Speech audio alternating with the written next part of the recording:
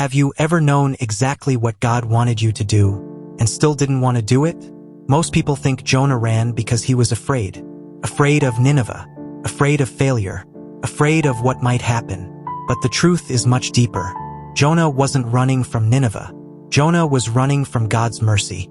God gave Jonah a clear mission. Go to the great city of Nineveh and warn them. It sounded simple, but there was a problem. The people of Nineveh were Israel's enemies. They were known for violence, cruelty, and oppression. Jonah believed they deserved judgment, not forgiveness, not mercy, not another chance.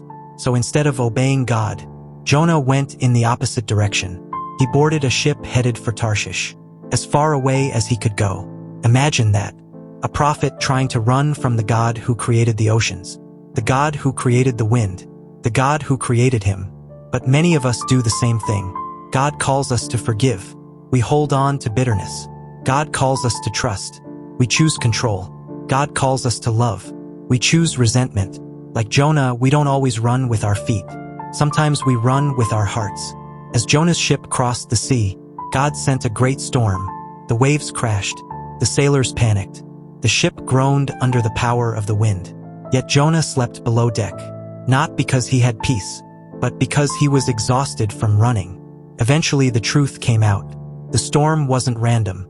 Jonah knew why it had come, and for the first time, he stopped running. The sailors threw him into the sea. The storm stopped immediately, but Jonah's story wasn't over.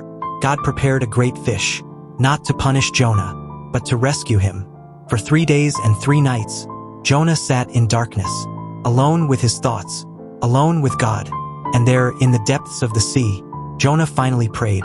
Sometimes God allows us to reach the end of ourselves, so we can finally listen to him. The fish released Jonah onto dry land. And once again God spoke. Go to Nineveh. This time Jonah obeyed. He walked through the city. He delivered God's warning. And something incredible happened. The people repented. From the greatest leader to the smallest child, Nineveh turned back to God. The city was spared. You would think Jonah would celebrate, but he didn't. Instead, he became angry. Why?